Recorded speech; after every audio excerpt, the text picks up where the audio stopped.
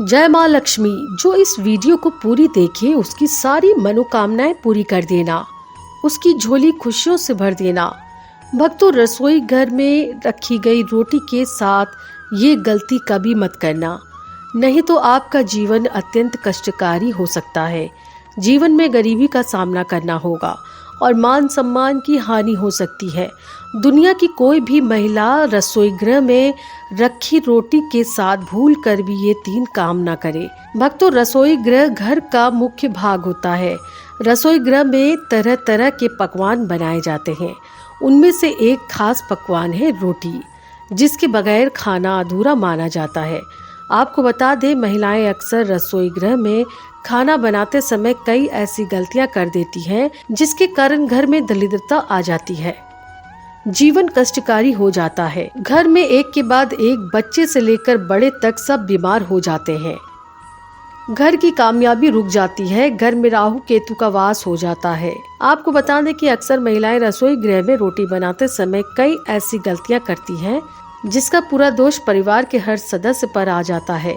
यहाँ तक कि रसोई गृह से निकलने वाली नकारात्मक ऊर्जा जीवन को पूरी तरह से बर्बाद कर देती है, जिससे व्यक्ति की तरक्की में बाधाएं आने लगती हैं। माना जाता है कि जो भी महिलाएं रसोई गृह में रोटी बनाते समय अगर ये 3 गलतियां करेंगी तो उसका बर्बाद होना स्वाभाविक है।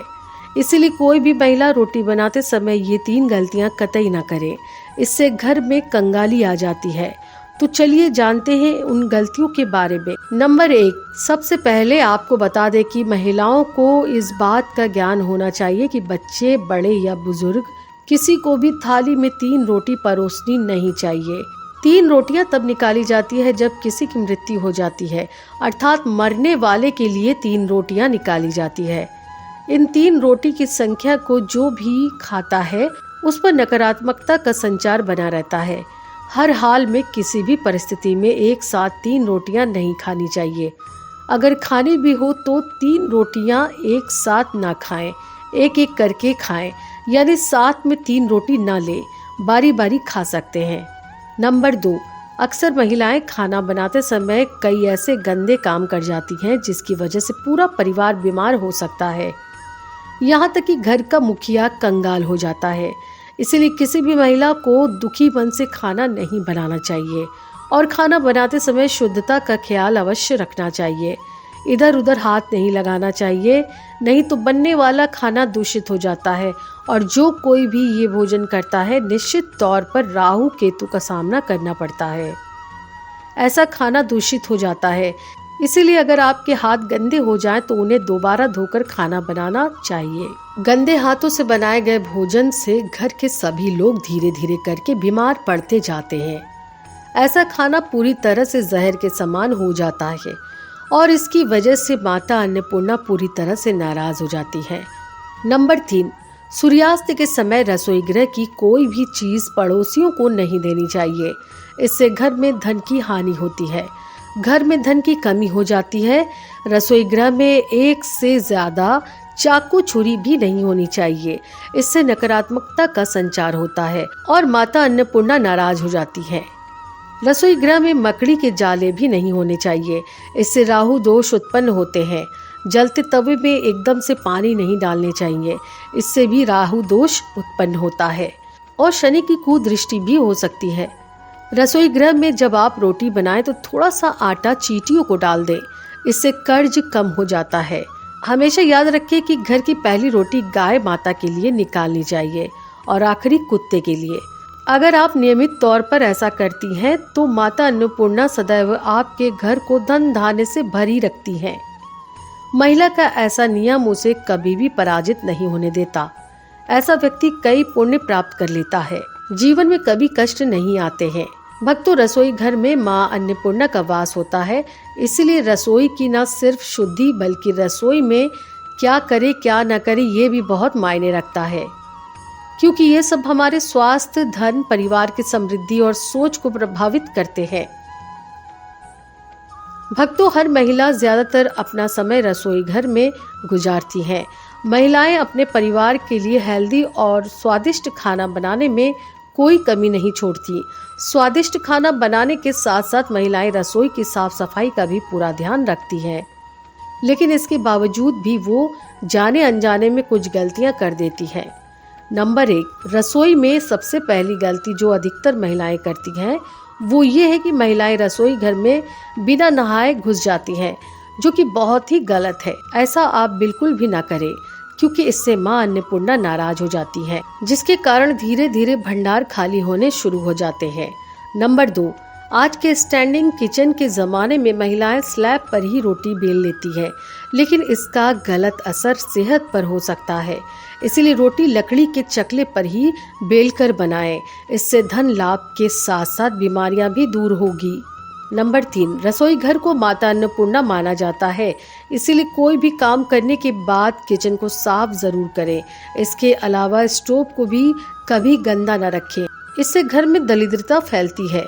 नंबर 4, रसोई की सजावट करने के लिए आप श्री कृष्ण का मक्खन खाता हुआ कोई भी तस्वीर लगा सकते हैं। इससे घर में सकारात्मक संचार शुरू होता है।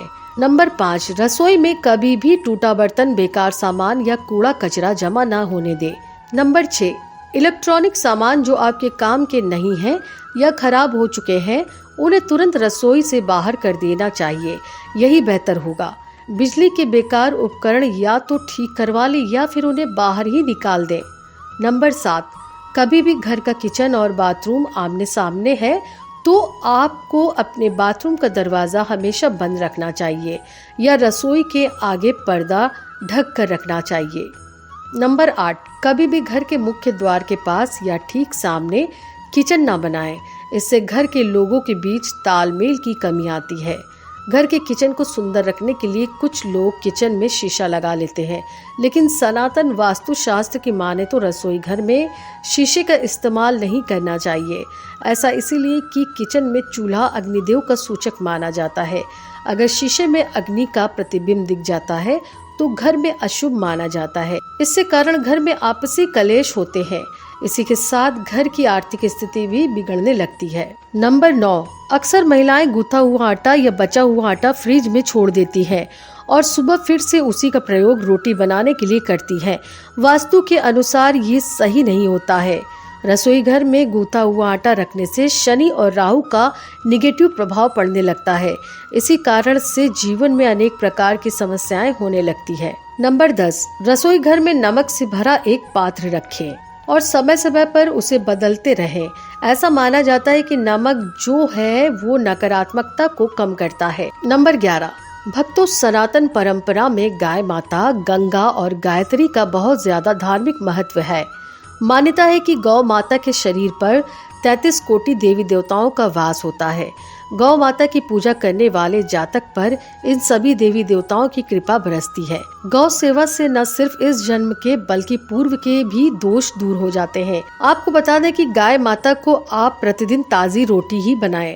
गाय माता को अगर आपने रोटी बनाई है तो कोशिश करें कि उस रोटी को आप तुरंत ही गाय माता को दे दें। अगर आप उस रोटी को रख देंगे और उस रोटी को अगले दिन देंगे तो वो रोटी बासी मानी जाएगी। गाय को कभी भी बासी रोटी ना दें, इससे घर में निगेटिविटी आती है और बनते काम बिगड़ जाते हैं। वहीं अगर आटे की 11 लोई में हल्दी छुआ करके गौ माता को दें तो ये भी बहुत ही आपके लिए फलदायक होगा। गाय माता की 7 परिक्रमा लगाने से भी आपके सारे कष्ट धीरे धीरे दूर होते चले जाएंगे। याद रखिए, अगर गाय को रोटी दे रहे हैं तो उससे सिर्फ रोटी ही ना दे, उसमें थोड़ा सा गुड़ या हल्दी मिला कर दे। हो सके तो घी से चुपड़ी हुई रोटी भी दे सकते हैं। इतना करने मात्र से आपके सभी कष्ट दूर हो जाते हैं। तो दोस्तों, आपको ये वीडियो कैसी लगी हमें कमेंट करके जरूर बताइएगा और साथ ही जय माँ लक्ष्मी अवश्य लिखिएगा।